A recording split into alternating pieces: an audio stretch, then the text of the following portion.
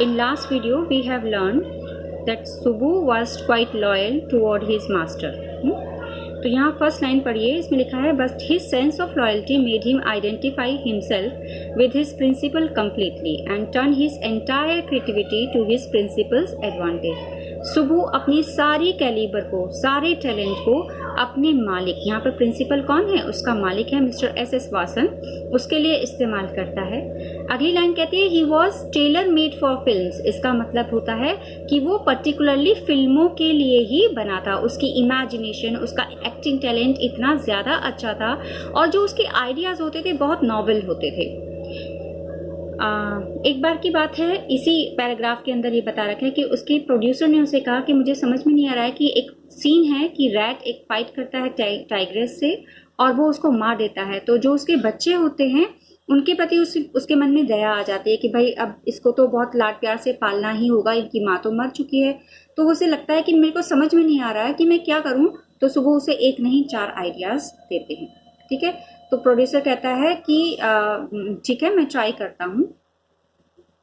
जो film making है that must have been and was so easy with a man like Subbu. तो ये producer उसका कहता है, जो उसका मालिक है वो कहता है कि अगर सुबू जैसा इंसान उनके साथ में है तो फिल्म मेकिंग बिजनेस बहुत आसान हो जाता है। And if ever there was a man who gave direction and definition to Gemini Studio during its golden year, it was Subbu. तो वो सारा क्रेडिट जो अपनी सफलताओं का है वो किसको देते हैं, सुबू को देते हैं।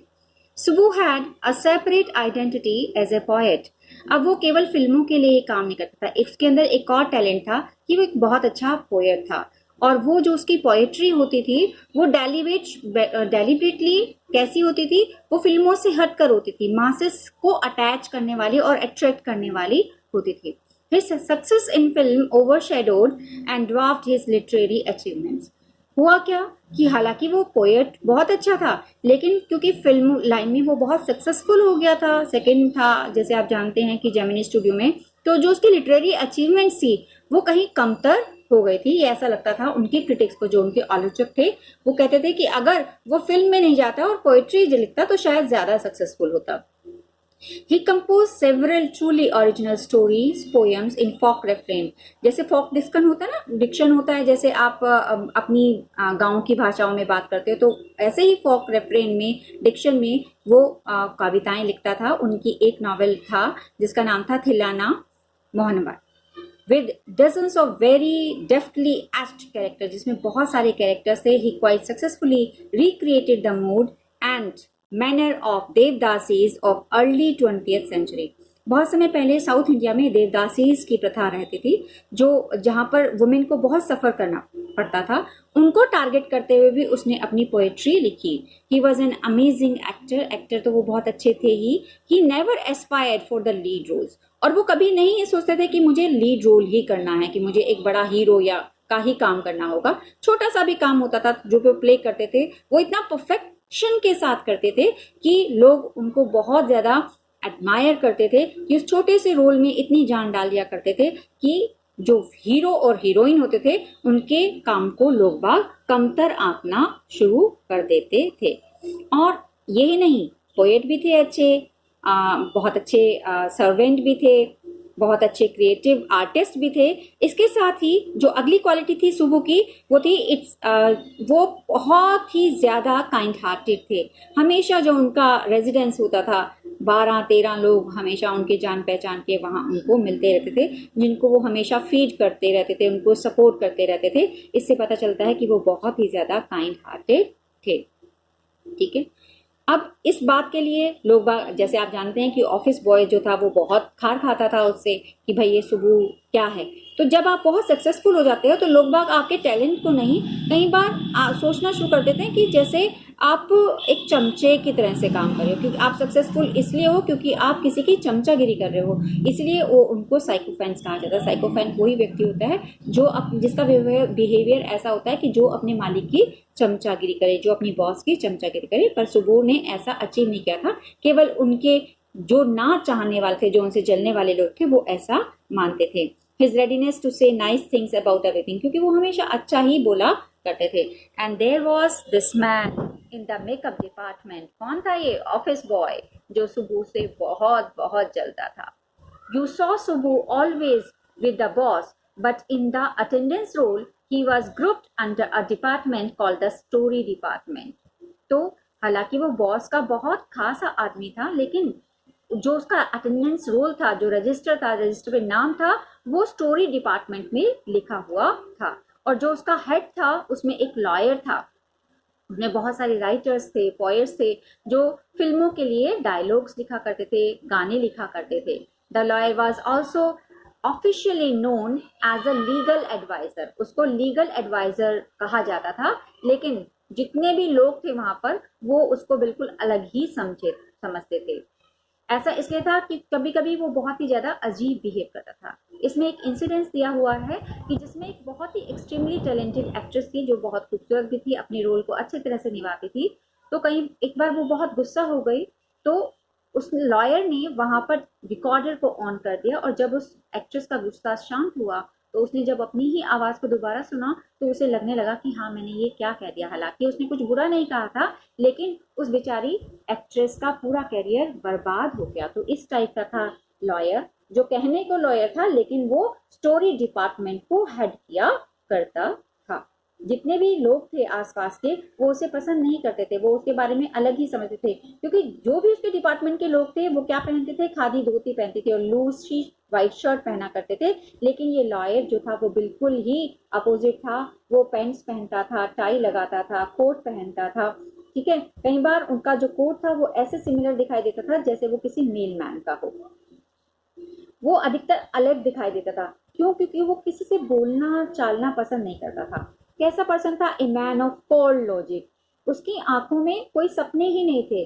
फिल्म सिटी को क्या कहा जाता है? It's city of dreamer, proud of dreamer. यहाँ छोटा सा छोटा इंसान ड्रीम देखता है, लेकिन ड्रीम से उसका कोई वास्ता नहीं था। अ न्यूट्रल मैन था in the assembly of Gandhians and Khadis. Like so many of those who were close to the boss, he was allowed to produce a film. तो अब बॉस ने उस पर कृपा दृष्टि की और कहा कि चलिए भाई, आप एक फिल्म को प्रोड्यूस कर लीजिए। लेकिन जब उन्होंने वो फिल्म प्रोड्यूस की और वो फिल्म जो थी वो फ्लॉप हो गई, इसका सारा उसे जो बॉस था वो बहुत शॉक्ड हुआ और उसने अपना स्टोरी डिपार्टमेंट को बिल्कुल ख़त्म कर दिया, सारे पोएट्स की, राइटर्स की छुट्टी कर दी और इसके साथ ही लॉयर के कैरियर का भी अंत हो गया। अब इससे अगला जो पैराग्राफ है उसमें ये बताया जा रहा है कि जो जेमिनी स्टूडियो था वो फेवरेट हाउंड था ऐसे लोगों का जैसे जो बहुत बड़े पोएट्स हुआ करते थे। अब पोएट्स में बहुत सारे पोएट्स थे, जैसे एस.डी.एस. योगियर, संगू सुब्रमण्यम, कृष्णा शास्त्री, हृदयनाथ चट्टोपाध्याय। ये पोएट्स थे जो बार बार वहाँ आना पसंद करते थे। It had an excellent mess, क्योंकि जेमिनी स्टूडियो का जो मेस था वो बहुत ही ज़्यादा अच्छा था। यहाँ पर गुड कॉफ़ी सर्व हुआ करती थी और नाइट के टाइम में यहाँ आपस में लोग गप्पे करने के लिए बैठ जाते थे। ये वो दिन थे जब जो कांग्रेस थी उसका मतलब ही ये होता था कि कांग्रेस के पर्सन जो मिलते थे वो किसी न किसी के एक्ट के खिलाफ में मीटिंग कर रहे होते थे और वो एंटरटेनमेंट के लिए ये सब काम करते थे, उनके लिए राजनीति कोई मतलब नहीं थी। Barring the office boys and a couple of clerks, everybody else in the studio radiated leisure, a prerequisite for poetry। ना तो उस ऑफिस बॉय को और 2-4 क्लर्क को छोड़कर बाकी सभी लोग पोएट्री को पसंद करते थे। और जो लोग थे, जितने भी लोग थे जेमिनी स्टूडियो के, वो खादी के कपड़े पहनते थे, गांधी जी को वर्शिप करते थे। लेकिन इसका मतलब ये नहीं है कि वो लोग कम्युनिज्म को सपोर्ट करते थे। कम्युनिज्म क्या होता है? जहाँ पर वो इक्वालिटी मांगा करते हैं। कम्युनिस्ट को वो मानते थे कि ये गॉडलेस मैन है, ये भगवान में विश्वास नहीं करते हैं। एक ऐसे पर्सन होते हैं दैट हैज नो फिलियल, जो ना तो अपने बच्चों की परवाह करते हैं, ना कंज्यूगल लव, ना ही उनके अंदर फैमिली के प्रति कोई मोह होता है। He had no compunction out killing his own parents. एक कम्युनिस्ट एक ऐसा पर्सन होता है कि अगर उसे मारना पड़े तो वो अपने माता पिता को भी मार सकता है और अपने बच्चों को भी मार सकता है। He was always out of cause and spread unrest and violence among innocent and ignorant people. Such notions, which prevailed everywhere else in South India at the time, also naturally floated about vaguely among the khadi-clad poets of the Gemini studio. Evident of it was soon forthcoming. और इसका बाद में एक example भी हमें दिखा। अब दिखा वो example, when Frank Buckman moral rearmament army, some 200 strong, visited Madras sometime in 1952. They could not have found a warmer host in India than the Gemini Studio. तो जब ये फ्रैंक बचमैन यहाँ पर आए थे, इनका जो ग्रुप था इसका नाम था मॉरल रीआर्मामेंट आर्मी। ये प्ले को होस्ट किया करते थे, तो वहाँ पर भी वो प्ले करने के लिए आए थे। Someone called the group an international circus. कब मजाक उड़ाते हुए कहा, अरे ये कुछ नहीं है, इंटरनेशनल सर्कस है। They were not very good on trapeze and their acquaintance with the animals was only at the dinner table. वो एनिमल से प्यार इफेक्शन दिखाते थे तो केवल डिनर टेबल पे दिखाते थे। क्या? क्योंकि वो नॉन वेजिटेरियंस हुआ करते थे। But they presented two plays in most professional manner. तब लेकिन जब जेमिनी के लोगों ने देखा कि उन्होंने जब प्ले अपने प्रस्तुत किए, ये कौन कौन से प्ले थे? ये थे Jotham valley and forgotten factor. ये दोनों प्ले को जब उन्होंने किया तो वो अवाक रह गए उनकी प्रेजेंटेशन से, किस तरह से, और आगे से उन्होंने उनको फॉलो करने का मन बना लिया। और ये कब दिखाई दिया? जब उन्होंने अगला प्ले किया तो उसकी बैकग्राउंड बिल्कुल वैसी ही थी जैसी उन्होंने जोथम वैली में देखी थी, कि इसमें बिल्कुल एक बेयर स्टेज होता है और वाइट कर्टन होता है, एक फ्रूट के ऊपर धुन चल रही होती है। It was some year later that I learn that the MRA was a kind of counter movement of international communism and a big bosses of Madras like Mr. Vasan simply played into their hand. तो ये जो movement था MRA movement, ये क्या था? Communism के खिलाफ movement था और मिस्टर वासन भी इसी के एक सदस्य थे। वो उनके हैंड में प्ले किया करते थे। For the unchangeable aspect of these big bosses and their enterprises remain the same, MRA और नो MRA, इंटरनेशनल कम्युनिज्म और नो इंटरनेशनल कम्युनिज्म। अब आते हैं नेक्स्ट वीडियो।